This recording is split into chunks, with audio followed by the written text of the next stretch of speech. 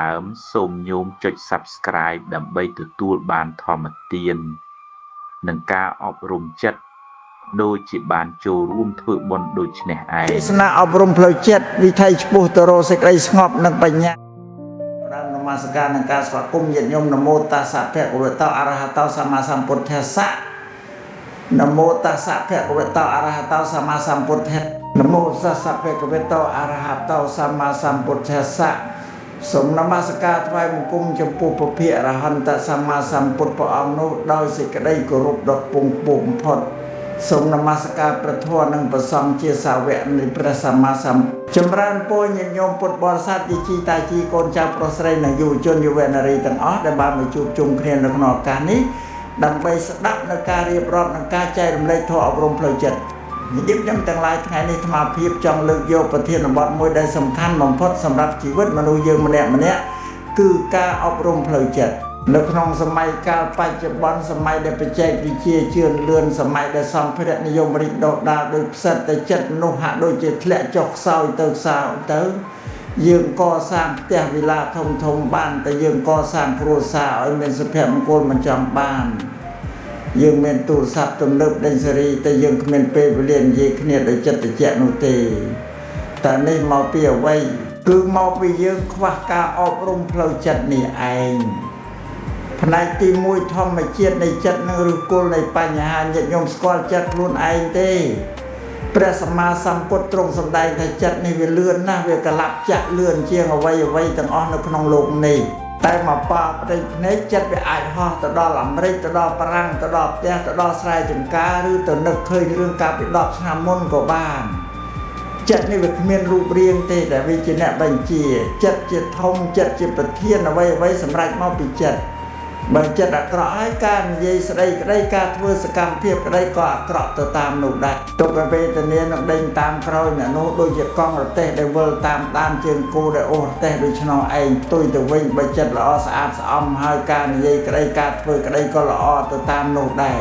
សេចក្តីសុខនឹងដេញតាមក្រោយអ្នកនោះដូចជាសមោលន្ទូលតាមប្រាណដូច្នោះឯងចុះឥឡូវនេះចិត្តរបស់ញាតិញោមកំពុងនៅណាកំពុងស្ដាប់ធម៌អាត្មាឬកំពុងគិតពីរឿងកូនចៅនៅផ្ទះកំពុងគិតពីរឿងបំណុលគេឬគិតពីរឿងរស់ស៊ីស្អែក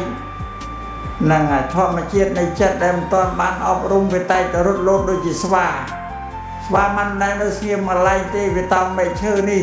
រួចលោតទៅតោងមែកឈើនោះមិនចេះឈប់ឈរចិត្តរបស់យើងក៏ដូច្នោះដែរបើយើងមិនចងវាទុកបើយើងមិនវឹកហាត់វាទេវានឹងនាំយើងទៅរកសេចក្តីទុកនាំយើងទៅធ្វើអំពើបាបនាំយើងទៅរកក្តីវិនាសនៅក្នុងសង្គមរាល់ថ្ងៃនេះញាតិញោមឃើញទេមនុស្សយើងរៀនសូត្របានពងពោះណាស់មានសញ្ញាបត្របណ្ឌិតមានតួនាទីធំមានលុយរាប់លានដុល្លារតែហេតុអីបានជាចុងក្រោយសម្រាប់ខ្លួនឯងចោលហើយវិញបាត់ជាផឹកឆ្នាំសម្រាប់ខ្លួនឬចងកសម្រាប់ខ្លួនតើសញ្ញាបត្រនិងលុយកាក់ទាំងនោះมันអាចជួយពួកគេបានទេឬអត់ទេញាតិញោមលុយកាក់ទ្រព្យសម្បត្តិសញ្ញាបត្រវាជួយអប់រំបានតែគ្រូក្បាលនិងរូបកាយខាងក្រៅប៉ុណ្ណោះតែវាមិនអាចអប់រំចិត្តឲ្យស្គាល់សេចក្តីស្ងប់បានឡើយកាលណាវិបត្តិផ្លូវចិត្តកើតឡើងគ្មានធម៌អប់រំខ្លួនឯងចិត្តវាក៏ទន់ជ្រាយវាក៏សម្រេចចិត្តខុស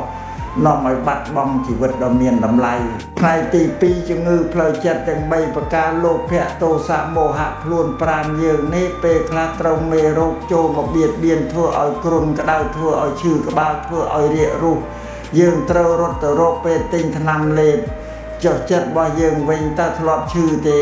បាក់ប្រាប់ចុះចិត្តនោះយើងម្នាក់ឈឺរាល់ថ្ងៃឈឺធ្ងន់ជាងជំងឺកាយទៅទៀតតែយើងមិនដឹងខ្លួនមេរោគដែលស៊ីបំផ្លាញចិត្តយើងនោះគឺមាន3ក្រុមធំ1លោភៈសេចក្តីលោភលន់ចង់បានហួសប្រមាណមេរោគទី1គឺលោភៈគឺចិត្តចង់បានចង់មានចង់បានរបស់គេមកជារបស់ខ្លួនចង់បានមិនចេះឆ្អែតឆ្អន់ញាតិញោមខ្លះមានផ្ទះមួយហើយចង់បានផ្ទះ2មានដីមួយប្លង់ចង់បានដី6ប្លង់ការចង់បានក្នុងកម្រិតសមរម្យដើម្បីជីវភាពវាមិនខុសទេតែបើចង់បានដោយគ្មានព្រំដែនចង់បានរហូតដល់ភ្លេចសិលធម៌ភ្លេចគុណធម៌ហ៊ានបោកប្រាស់គេហ៊ានកេងប្រវ័ញ្ចគេហ៊ានសោកប៉ាន់ហ៊ានកាប់សម្លាប់គ្នាដើម្បីទៅលុយនោះឲ្យជាលោភៈកាចសាហាវមេរោគលោភៈនេះពេលវាកើតឡើងម្ដងវាក្តៅក្រហាយណាស់វាមិនឲ្យយើងដេកលក់ស្រួលទេយប់ឡើងដេកគិតធ្វើម៉េចបានលុយគេធ្វើម៉េចបានដីគេធ្វើម៉េចបានឈ្នះគេ ចិត្តបែបនេះតើរកសេចក្តីសុខពីណាមកសម្បូរលុយតែចិត្តរងទុក្ខដេកភ័យខ្លាចគេដឹងកំហុសខ្លាចច្បាប់ទម្លាប់ខ្លាចបាត់បង់ទ្រព្យនេះឬសេចក្តីសុខដែលញាតិញោមចង់បានពីទោសៈសេចក្តីខឹងក្រោធគុំគួនស្អប់ពើមេរោគទី2គឺទោសៈគឺចិត្តខឹងស្អប់មិនពេញចិត្តចង់បំភ្លេចបំផ្លាញជំងឺទោសៈនេះកាចណាស់ញាតិញោមវាកើតឡើងកាលណាមុខមាត់របស់យើងដែលធ្លាប់តែស្អាតបាតក៏ប្រែជាកញ្ញើភ្នែកឡើងក្រហមខ្យល់ដង្ហើមឡើងញាប់ចិត្តក្តៅដូចភ្លើងឆេះកតុយខ្លាញាតិញោមសាកគិតមើលតែពេលខឹងម្ដងមានដែលសប្បាយចិត្តទេអត់ទេក្តៅណាស់ដូចយើងលេបជូងភ្លើងកំពុងឆេះក្រហមចូលទៅក្នុងពោះអញ្ចឹងហើយមិនត្រឹមតែបំផ្លាញខ្លួនឯងទេវារៀលដាល់ទៅបំផ្លាញអ្នកដទៃទៀតពេលខឹងហ៊ានជេរម្ដាយហ៊ានវាយកូនហ៊ានកាប់សម្លាប់ប្តីប្រពន្ធហ៊ានវាយតប់គ្នាផ្អើលអ្នកភូមិដល់ពេលបាត់ខឹងទៅអង្គុយស្ដាយក្រោយយំសោកបោកខ្លួនខ្លះទៅជាប់គុកច្រវាក់ខ្លះទៅបាត់បង់មនុស្សជាទីស្រឡាញ់ទៅវាចំណេញទេញាតិញោមមិនចំណេញតរសោះនេះមកពីយើងមិនចេះអប់រំចិត្តមិនចេះទប់កំហឹង3មោហៈសេចក្តីមេងអវិជ្ជាមិនស្គាល់ខុសត្រូវមេរោគទី3គឺមោហៈគឺសេចក្តីមេងឡានខ្លៅមិនដឹងការពិតមិនស្គាល់គុណមិនស្គាល់ទោសមិនស្គាល់បុណ្យមិនស្គាល់បាបមោហៈនេះដូចជារបាំងងឹតមកបិទភ្នែកយើងធ្វើយើងមើលមិនឃើញផ្លូវត្រូវអ្នកដែលមានមោហៈគ្រប់10តែតែគិតតែខ្លួនឯងត្រូវជានិច្ចមិនព្រមស្ដាប់បង្គាប់នរណាឡើយសំបីតែម៉ែឪបដៅក៏ខឹងនឹងម៉ែឪគិតតែម៉ែឪបរាមនឹងអីពួកគេវង្វេងនឹងល្បែងស៊ីសងវង្វេងនឹងគ្រឿងញៀនវង្វេងនឹងសេចក្តីស្រឡាញ់ខុសឆ្គងវង្វេងនឹងគេឈ្មោះយកសក្តិបណ្ដោះអាសន្នរហូតដល់ភ្លេចខ្លួនភ្លេចជាតិកំណើតភ្លេចសិលធម៌ជាមនុស្សផ្នែកទី3វសង្កាពីចិត្តត្រៃសិក្ខាសិលសមាធិបញ្ញាញាតិញោមអើយកាលណាយើងដឹងតែចិត្តយើងងាយនៅរោងការវាយលុកពីមេរោគទាំង3នេះហើយតែយើងគួរធ្វើដូចម្ដេចព្រះសម្មាសម្ពុទ្ធព្រះអង្គជាគ្រូពេទ្យដ៏ពូកែបំផុតក្នុងលោក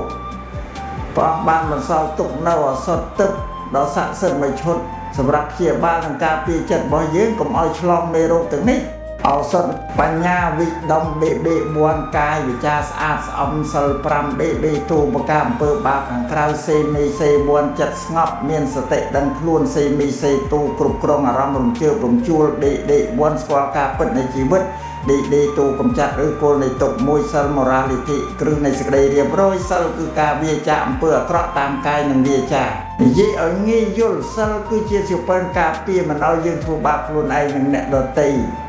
សម្រាប់ពុទ្ធបរិស័ទកុហកសិល5គឺគ្រប់គ្រាន់ណាស់ក្នុងការធ្វើឲ្យជីវិតមានសេចក្តីសុខនិងសណ្ដាប់ធ្នាប់មួយវាចាក់ការសម្រាប់ជីវិតគេបានអតិបត្តិឲ្យមានចិត្តមេត្តាករុណាអាណិតស្រឡាញ់ជីវិតសត្វលោកកាលណាយើងមិនសម្លាប់គេចិត្តយើងក៏មិនភ័យខ្លាចការសងសឹកចិត្តយើងក៏ទន់ភ្លន់ពីវាចាការលួចទ្រព្យគេអត្តនាទានាចិញ្ចឹមជីវិតដោយសច្ចៈនិងការខិតខំប្រឹងប្រែងមិនយករបស់គេដោយខុសច្បាប់ចិត្តដែលមិនលួចប្លន់គេជាចិត្តដែលស្អាតស្អំដេកលក់ស្រួលមិនបារម្ភពីការចាប់ចង3វាចាការប្រព្រឹត្តខុសក្នុងកាមេសមិច្ឆាចារាស្មោះត្រង់នឹងប្តីប្រពន្ធខ្លួនឯងដែលជាគ្រឹះនៃសុភមង្គលគ្រួសារណាដែលប្តីប្រពន្ធស្មោះត្រង់នឹងគ្នាគ្រួសារនោះមានសន្តិភាពផ្លូវចិត្តខ្ពស់ណាស់គ្មានការឆ្លោះប្រកែកគ្មានការសង្ស័យក្តៅក្រហាយនេះ4វាចាក់ការនិយាយក៏ហោះពូតផងមុសាវិទីនិយាយតែពាក្យពិតពាក្យមានប្រយោជន៍ពាក្យសាងសង់មិននិយាយជេរប្រមាថមិននិយាយយុញងញាតិញោមដឹងទេនិយាយក៏ហោះម្ដងតែគិតក៏ហោះ10ដងទៀតដើម្បីបិទបាំងនាំឲ្យហត់ចិត្តខូចគេឈ្មោះ5វាចាក់ការខ្សែគ្រឿងស្រវឹងនិងគ្រឿងញៀនសូរ៉ាមរយៈនេះសំខាន់បំគ្រឿងស្រវឹងនិងគ្រឿងញៀនបំផ្លាញសតិសម្បជញ្ញៈខណៈគ្មានសតិហើយសិល4ខាងលើនឹងត្រូវដាច់ទាំងអស់ស្រវឹងអនឡាញហ៊ានសម្រាប់មនុស្សហ៊ានលួចប្លន់ហ៊ានប្រព្រឹត្តខុសក្នុងកាមហ៊ាននិយាយកុហកសិលនេះញាតិញោមរក្សាបានល្អកាលណាចិត្តរបស់ញាតិញោមនឹងមានគ្រឹះយ៉ាងរឹងមាំវាដូចជាដីដែលមានជីជាតិល្អសម្រាប់ដាំដើមឈើគឺសមាធិនិងបញ្ញាឲ្យលូតលាស់បើគ្មានសិលទេកុំសង្ឃឹមថានឹងធ្វើសមាធិឲ្យស្ងប់បានឡើយព្រោះចិត្តវានៅក្តៅក្រហាយដោយសារអំពើបាបដែលខ្លួនបានធ្វើពីសមាធិconcentration ធម្មពលនៃសេចក្តីស្ងប់ញាតិញោមខ្លះប្រាប់អាត្មាថាលោកតាអើយឲ្យខ្ញុំធ្វើសមាធិមិនកើតបើអង្គុយភ្លាមចិត្តរត់ទៅរកកូនរកចៅរកការងារភ្លែនមិនអីទេញាតិញោមធម្មតាទេចិត្តយើងលែងចោលរាប់សិបឆ្នាំមកហើយដល់ពេលយើងចង់ឲ្យវាមកនៅស្ងៀមវាតែងតែរឿងបំរាស់ហើយតែយើងត្រូវមានការអត់ធ្មត់ ការធ្វើសមាធិមិនតើទៅអង្គុយបត់ជើងថ្មិចភ្នែកនៅក្នុងព្រៃទៅហៅថាសមាធិនោះទេសមាធិគឺការបង្អោនចិត្តឲ្យមកនៅនឹងអារម្មណ៍តែមួយពេលញាតិញោមដាំបាយឲ្យដឹងថាដាំបាយពេលលាងចានឲ្យដឹងថាលាងចានពេលដើរឲ្យដឹងថាដើរពេលនិយាយឲ្យដឹងថានិយាយនេះហៅថាសតិគឺការដឹងខ្លួនជានិច្ចមិនបណ្ដោយឲ្យចិត្តបណ្ដែតបណ្ដូងឥឡូវញាតិញោមសាកល្បងជាមួយអាត្មាបន្តិចមើលញាតិញោមអង្គុយឲ្យត្រង់ខ្លួនដកដង្ហើមចូលឲ្យវែងដឹងថាដង្ហើមចូលផ្សាយមេត្តាធម៌ទៅដល់សត្វលោកទាំងអស់ដកដង្ហើមចេញឲ្យវែងដឹងថាដង្ហើមចេញលះបង់សេចក្តីខ្វល់ខ្វាយទាំងឡាយចេញពីចិត្តធ្វើបែបនេះ5ដង10ដងញាតិញោមនឹងមានអារម្មណ៍ថាចិត្តចាប់ផ្ដើមត្រជាក់ស្រួលសមាធិប្រៀបដូចជាការយកទឹកល្អក់មកទុកចោលក្នុងពាងកាលណាទុកវាស្ងប់មិនកូរវាទេក៏កទាំងឡាយវានឹងធ្លាក់ចូលទៅបាតពាងឯទឹកខាងលើនឹងប្រែជាថ្លាឆ្វេងមើលឃើញដល់បាតចិត្តមនុស្សយើងក៏ដូច្នោះដែរកាលណាមានសមាធិស្ងប់ហើយភាពល្អក់កកនៃកំហឹងសេចក្តីលោភសេចក្តីភ័យខ្លាចវានឹងរលត់ទៅបន្សល់ទុកតែចិត្តដែលថ្លាស្អាតនិងស្ងប់រងាប់បីបញ្ញា wisdom ពន្លឺបំភ្លឺជីវិតសិលធ្វើឲ្យកាយវិចារស្អាតសមាធិធ្វើឲ្យចិត្តស្ងប់តែមានតែបញ្ញាមួយគត់ដែលអាចកម្ចាត់ឬគល់នៃសេចក្តីទុក្ខបានបញ្ញាក្នុងពុទ្ធសាសនាគឺការយល់ដឹងច្បាស់ពីសភាវៈពិតនៃលោកយៈគឺដឹងថាអ្វីៗទាំងអស់មិនទៀងទាត់មានការកើតឡើងប្រែប្រួលនិងរលត់ទៅវិញជាធម្មតាអនិច្ចំទុក្ខំអនត្តាញាតិញោមពិចារណាមើលតើមានអ្វីនៅក្នុងโลกនេះដែលនៅថិតថេរជារៀងរហូតទេរូបកាយយើងកាលពីក្មេងស្បែកមាត់ខំរត់លោតកញ្ឆេងឥឡូវសក់ឡើងស្កូវថ្មីបាក់ភ្នែកស្វាំងដើរត្រូវកាន់ឈើច្រត់តើយើងខាត់វាបានទេអត់ទេទ្រព្យសម្បត្តិរកបានមកក៏អាចវិនិច្ឆ័យទៅវិញដោយសារភ្លើងឆេះទឹកចំនួនចោលលួចឬជំងឺដង្កាត់មនុស្សជាទីស្រឡាញ់គ្នាប៉ុណ្ណាក៏ដោយថ្ងៃណាមួយគង់ត្រូវប្រត់ប្រាស់គ្នាដោយសារសេចក្តីស្លាប់ជាមិនខានកាលណាយើងមានបញ្ញាយល់ច្បាស់ពីការពិតនេះហើយពេលជួបនឹងការបាត់បង់ពេលជួបនឹងរឿងមិនសមបំណងចិត្តយើងមិនធ្លាក់ទឹកចិត្តជ្រៅពេកទេមិនយំសោកបោកខ្លួនរហូតដល់ឈួតវែងនោះទេចិត្តយើងនឹងដឹងខ្លួនថាអូនេះជាច្បាប់ធម្មជាតិទេតាអ្វីកើតឡើងហើយតែងតែរលត់ទៅវិញជាធម្មតាការយល់បែបនេះហៅថាការដោះលែងផ្លូវចិត្តឬការលះបង់វាមិនមែនជាការបោះបង់ចោលភារកិច្ចរស់នៅទេតែជាការរស់នៅដោយយល់ដឹងមិនតោងទាមហួសហេតុនាំឲ្យកើតទុក្ខផ្នែកទី4ការអនុវត្តធម៌អប់រំចិត្តក្នុងជីវិតប្រចាំថ្ងៃញាតិញោមខ្លះសួរថាលោកតាចុះបើខ្ញុំមិនទាន់អាចទៅសមាធិនៅវត្តបានតើខ្ញុំគួរអប់រំចិត្តនៅផ្ទះរបៀបម៉េចអាត្មាសូមណែនាំវិធីសាមញ្ញមួយចំនួនឲ្យញាតិញោមយកទៅអនុវត្តមួយការគ្រប់គ្រងទូរស័ព្ទនិងបណ្ដាញសង្គម social media សម័យនេះញាតិញោមនិងកូនចៅយុវជនចូលចិត្តមើលទូរស័ព្ទណាញាក់ពីដេកភ្លាមចាប់ទូរស័ព្ទអូសមើល Facebook មើល TikTok មើលចុះមើលឡើងឃើញគេបង្ហោះឡានទំនើបឃើញគេបង្ហោះផ្ទះវិឡាឃើញគេបង្ហោះមាសប្រាក់បង្ហោះដំណើរកម្សាន្តសប្បាយរួចក៏កើតចិត្តចំណែនគេក៏លេចមកមើលវាសនាខ្លួនឯងឃើញតែភាពក្រីក្រឃើញប្តីប្រពន្ធខ្លួនឯងមិនល្អដូចគេក៏ចាប់ដើមឆ្លោះប្រកែកគ្នាកើតទុកក្តៅក្រហាយនេះហើយជាការខ្សែព័ត៌មានដែលបំផ្លាញចិត្តមកសូមដាស់តឿនកុំមើលរបស់ទាំងឡាយណាដែលធ្វើឲ្យចិត្តយើងកើតលោភៈចំណែនឬកំហឹងត្រូវចេះលីមីតពេលវេលាប្រើប្រាស់វាមុននឹងដេកគួរតែទុកទូរស័ព្ទឲ្យឆ្ងាយពីខ្លួនថ្មីភ្នែកសូត្រធម៌រំលឹកគុណព្រះពុទ្ធព្រះធម៌ព្រះសង្ឃឬគុណម៉ែឪនោះចិត្តនឹងស្ងប់ដេកលក់ស្រួលមិនយល់សប្បុរសអាក្រក់2បណ្ដោះសេចក្តីអត់ធន់ខន្តីក្នុងគ្រួសារនៅក្នុងផ្ទះមួយជៀសមិនរួចទេពីការប៉ះទង្គិចគ្នាដូចជាអណ្ដាតនឹងថ្មីយ៉ាងប្តីនិយាយខំបន្តិចប្រពន្ធខឹងជេរប្រមាថតបទៅវិញកូនធ្វើខំបន្តិចម៉ែឪវាយដំច្រំធាក់ដោយកំហឹងធ្វើបែបនេះផ្ទះវានឹងคล้ายទៅជានរកកំប៉ុងគ្មាននរណាចង់រស់នៅទេដើម្បីឲ្យផ្ទះคล้ายជាស៊ូគាត្រូវប្រើធម៌ខន្តីគឺសេចក្តីអត់ធន់និងមេត្តាគឺសេចក្តីស្រឡាញ់អាណិតអាសូរពេលប្តីខឹងញាតិញោមជាប្រពន្ធត្រូវអត់ធ្មត់ស្ងៀមស្ងាត់សិនមិនតបតភ្លាមចាំពេលគាត់បាត់ខឹងចិត្តតិចទៅជជែកគ្នាដោះស្រាយពេលកូនធ្វើខុសកុំទាន់វាយដំទាំងកំហឹងក្តៅក្រហាយ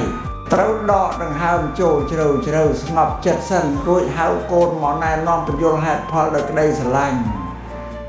ភ្លើងមិនអាចរលត់ដោយសារភ្លើងបានឡើយមានតែទឹកត្រជាក់ប៉ុណ្ណោះទើបអាចរលត់ភ្លើងបាន កំហឹងក៏ដូចឆ្នោតដែរมันអាចរលត់ដោយសារកំហឹងតបតវិញទេមានតែសេចក្តីអត់ធ្មត់និងមេត្តាធម៌ប៉ុណ្ណោះទើបអាចរលត់វាបាន3ការរៀនស្កប់ស្កល់សណ្ដោសពុទ្ធបរិស័ទខ្លះរត់ដេញតាមតែតម្រូវការខាងក្រៅចង់បានដូចគេពេករហូតដល់ទៅខ្ចីលុយធនាគារឬខ្ចីបុលគេយកមកទិញរបស់ទំនើបគ្រាន់តែបង្អួតគេដល់ពេលរត់លុយសងគេមិនទាន់ក៏កើតទុកបុកម្នេញដេកមិនលក់ប្តីប្រពន្ធលែងលះគ្នាបែកបាក់គ្រួសារព្រះសម្មាសម្ពុទ្ធទ្រង់បរិញ្ញាឲ្យមានសណ្ដោសសុធម៌គឺការស្កប់ស្កល់ពេញចិត្តនឹងរបស់ដែលខ្លួនមានយើងមានបណ្ណាប្រើប្រាស់ប៉ុណ្ណោះមានម៉ូតូចាស់ជាឲ្យទៅវាទៅដល់គោលដៅសុវត្ថិភាពគឺល្អហើយមិនបាច់ចង់បានឡានទំនើបជំពាក់លុយគេនោះទេ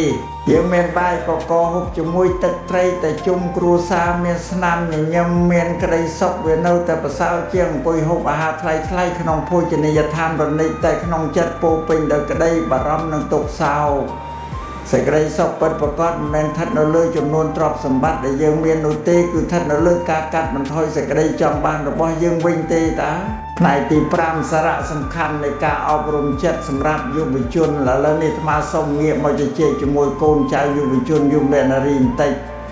កូនចៅជាទំពាំងស្នងរស័យជាអនាគតរបស់ប្រទេសជាតិតែរាល់ថ្ងៃនេះអាត្មាបារម្ភពីយុវជនយើងណាកូនចៅយុវជនខ្លះឆាប់ធ្លាក់ទឹកចិត្ត depress ជួបវិបត្តិស្នេហាបន្តិចតួចគិតខ្លីចង់សម្លាប់ខ្លួនប្រឡងធ្លាក់បន្តិចតួចយំសោកបោកខ្លួនលះបង់ការតស៊ូម៉ែអូស្ដីទុំបន្តិចតួចរត់ចោលផ្ទះទៅខ្សែគុំមិត្តភ័ក្តិអាក្រក់ខ្សែគ្រឿងញៀនគ្រឿងសង្វឹងមកផ្លាញអនាគតខ្លួនឯងកូនចៅអើយជីវិតមនុស្សយើងម្នាក់ៗមិនមែនដើរលើវាលស្មៅទន់ល្មឿនរហូតនោះទេពេលខ្លះត្រូវដើរកាត់បលាដើរកាត់ថ្មមុតដើរកាត់ភក់ល្បាប់អាខកបំណងការបរាជ័យសេចក្តីខូចចិត្តជារឿងធម្មតានៃជីវិតគ្មាននរណាម្នាក់ក្នុងលោកនេះដែលមិនធ្លាប់បរាជ័យឬមិនធ្លាប់ខូចចិត្តនោះឡើយកូនចៅទៅសាងខែលការពារចិត្តឲ្យរឹងមាំកុំយកចិត្តទៅផ្ញើលើអ្នកដទៃពេកស្រឡាញ់គេត្រូវស្រឡាញ់ខ្លួនឯងឲ្យច្រើនជាងគ្មាននរណាម្នាក់អាចធ្វើឲ្យយើងមានសេចក្តីសុខបានក្រៅពីខ្លួនយើងនោះទេរៀនតស៊ូវិរិយៈបរាជ័យម្ដងក្រោកឈរម្ដងទៀតប្រឡងធ្លាក់ឆ្នាំនេះឆ្នាំក្រោយប្រឡងទៀតការងារនេះគេមិនទទួលស្វែងរកការងារថ្មីនិងអភិវឌ្ឍសមត្ថភាពខ្លួនឯងបន្ថែមកុំប្រៀបធៀបខ្លួនឯងអ្នកដទៃមនុស្សម្នាក់មានល្បឿនជីវិតខុសៗគ្នាប្រការឈូកវរិយពេលព្រឹកប្រការមលិវរិយពេលល្ងាចតែវាសុទ្ធតែមានសម្រស់និងក្លិនក្រអូបរៀងខ្លួនកូនចៅមិនបាច់ទៅបញ្ញាបញ្ញាលជោគជ័យដូចគេក្នុងវ័យ20ឆ្នាំនោះទេឲ្យតែយើងដើរទៅមុខជាប្រចាំដោយសច្ចៈនិងភាពស្មោះត្រង់នោះយើងនឹងទៅដល់គោលដៅដោយកិត្តិយសផ្នែកទី6ការថែរក្សាគុណធម៌និងសិលធម៌ខ្មែរញាតិញោមនិងកូនចៅទាំងអស់គ្នាការអប់រំផ្លូវចិត្តវាមិនត្រឹមតែនាំមកនូវសេចក្តីសុខផ្ទាល់ខ្លួនប៉ុណ្ណោះទេតែវាក៏ជាគ្រឹះនៃការថែរក្សាវប្បធម៌សិលធម៌និងអត្តសញ្ញាណជាតិរបស់យើងផងដែរខ្មែរយើងពីបុរាណមានវប្បធម៌ដ៏ល្អផូរផង់គឺវប្បធម៌គោរពគ្នាវប្បធម៌សំពះជម្រាបសួរវប្បធម៌ដឹងគុណម៉ែឪដឹងគុណគ្រូបាអាចារ្យនិងអ្នកមានគុណនេះជាវប្បធម៌ដែលចេញមកពីចិត្តមានធម៌មេត្តានិងសេចក្តីបន្ទាបខ្លួនតែរាល់ថ្ងៃនេះដោយសារការទទួលយកវប្បធម៌បរទេសដោយខ្វះការត្រងត្រាប់និងខ្វះការអប់រំចិត្តកូនចៅខ្លះលែងស្គាល់របៀបរបបសំពះលែងស្គាល់ពាក្យពេចន៍សមរម្យនិយាយទៅកាន់មនុស្សចាស់ហ៊ានជេរប្រមាថចាស់ទុំតាមបណ្ដាញសង្គមដោយគ្មានក្តីអៀនខ្មាស់នេះជាសញ្ញានៃការធ្លាក់ចុះសិលធម៌ដ៏គួរឲ្យបារម្ភស្មាសូមពាវនាវឲ្យយើងទាំងអស់គ្នាទាំងចាស់ទាំងក្មេងត្រូវរួមគ្នាថែរក្សាសិលធម៌ខ្មែរនេះឡើងវិញម៉ែឪត្រូវធ្វើជាគំរូដ៏ល្អដល់កូនចៅបើចង់ឲ្យកូននិយាយផ្អែមល្ហែមម៉ែឪត្រូវនិយាយផ្អែមល្ហែមដាក់គ្នានិងដាក់កូនសិនបើចង់ឲ្យកូនទៅវត្តស្ដាប់ធម៌ម៉ែឪត្រូវនាំកូនទៅវត្តមិនមែននាំកូនទៅវង់បៀវង់ផឹកស៊ីនោះទេកូនចៅទៅស្គាល់បុណ្យគុណម៉ែឪធំធេងណាស់ស្មើនឹងប្រព្រំប្រចាំផ្ទះកុំធ្វើឲ្យម៉ែឪយំដោយសារទង្វើអាក្រក់របស់យើងត្រូវមើលថែទាំគាត់ពេលគាត់ចាស់ជារាឆ្លើយតបគុណគាត់ដោយក្តីស្រឡាញ់និងការគោរពផ្នែកទី7រឿងនិទានប្រធម៌ចិត្តជាអ្នកសាងលោកដើម្បីឲ្យញាតិញោមងាយយល់ពីអំណាចនៃចិត្តអាត្មាសូមលើកយករឿងនិទានធម៌មួយមកចែករំលែកកាលពីព្រេងនាយមានបរិសម្នាក់ជិះសេះធ្វើដំណើរទៅចម្ងាយពេលធ្វើដំណើរចិត្តដល់យប់គាត់ក៏បានចូលទៅសម្រាកនៅក្នុងព្រៃស្ងាត់មួយគាត់នឿយហត់ណាស់ក៏ដេកសម្រាកនៅក្រោមដើមឈើធំមួយដែលមានម្លប់ត្រជាក់ បរោះនោះដឹងទេថាដើមឈើដែលគាត់សម្រាកនោះគឺជារុក្ខជាតិទឹកហៅថាដើមឈើប្រាថ្នា wishing tree ដែលអាចធ្វើឲ្យរាល់ការគិតឬការប្រាថ្នារបស់អ្នកនៅក្រោមនោះคล้ายជាការពិតភ្លាមពេលកំពុងដេកសម្រាកបរោះនោះគិតក្នុងចិត្តថាអូមិននៅចំពោះមុខមិនដឹងជាល្អយ៉ាងណាទេទៅតែគិតចាប់ភ្លាមស្រាប់តែមានតោអាហារដ៏ប្រណីតពោពេញដោយម្ហូបឆ្ងាញ់ជាច្រើនមុខម្លេចឡើងនៅចំពោះមុខគាត់ភ្លាមប្រោះនោះភ្ញាក់ផ្អើលយ៉ាងខ្លាំងតែដោយសារតែឃ្លានពេកគាត់ក៏មិនខ្វល់ក៏អង្គុយពិសាម្ហូបទាំងនោះយ៉ាងឆ្ងាញ់ពិសាកាលណាពិសាឆ្អែតហើយគាត់ក៏កើតសេចក្តីស្រេកទឹកក៏គិតក្នុងចិត្តទៀតថាប្រសិនបើមានទឹកភេសជ្ជៈត្រជាក់នឹងផ្លែឈើស្រស់មកទៀតច្បាស់ជាពិសេសណាស់ភ្លាមនោះទឹកភេសជ្ជៈនិងផ្លែឈើក៏លិចមកចំពោះមុខគាត់ទៀតគាត់ក៏ពិសាដោយក្តីរីករាយបន្ទាប់ពីឆ្អែតបាយទឹកហើយគាត់ក៏ចាប់ផ្ដើមងុយដេកគាត់ក៏លេចមើលដីដែលរឹងនិងពោពេញដោយគ្រូថ្មក៏គិតក្នុងចិត្តថាដេកលើដីបែបនេះឈឺខ្នងណាស់ប្រសិនបើមានក្រែទុននឹងខ្នើយភួយកក់ក្ដៅមកដេកមិនដឹងជាស្រួលខ្លួនយ៉ាងណាទេក្រែនឹងពូកដ៏ទន់ល្មើនក៏លេចចេញមកភ្លាមគាត់ក៏ឡើងទៅដេកយ៉ាងសុខស្រួលប៉ុន្តែញាតិញោមអើយពេលដែលគាត់កំពុងដេកនៅលើក្រែទន់ល្មើននោះចិត្តរបស់គាត់ដែលទំនេរមិនទាន់បានអប់រំក៏ចាប់ផ្ដើមគិតទៅរកភាពអវិជ្ជមាននិងសេចក្តីខ្លាចគាត់គិតថាអូព្រៃនេះស្ងាត់ណាស់យប់ជ្រៅទៅហើយចុះបើស្រាប់តែមានខ្លាសាហាវមកក្បាលលូនចេញមកខំសម្លាប់អញទៅធ្វើដូចម្ដេចទៅញាតិញោមដឹងអីទេទឹកគិតចប់ភ្លាមស្រាប់តែមានខ្លាសាហាវមកក្បាលលូតចេញពីព្រៃមកខំសម្លាប់បរោះនោះបាត់ទៅតែញាតិញោមយល់យ៉ាងណាដែរចំពោះរឿងនេះតើអ្នកណាជាអ្នកសម្លាប់បរោះនោះគឺខ្លាឬជាចិត្តរបស់គាត់ផ្ទាល់គឺចិត្តរបស់គាត់នឹងឯងជាអ្នកសម្លាប់គាត់ចិត្តគាត់ជាអ្នកបង្កើតអាហារបង្កើតក្រែដេកសុខស្រួលហើយតែចិត្តរបស់គាត់ដែលមិនទាន់បានអប់រំក៏ទៅគិតបង្កើតសត្វខ្លាមកខំសម្លាប់ខ្លួនឯងវិញរឿងនិទាននេះបង្រៀនយើងយ៉ាងច្បាស់ថាជីវិតរបស់យើងរាល់ថ្ងៃនេះក៏មិនខុសពីការរស់នៅក្រោមដើមឈើប្រាថ្នានោះដែរ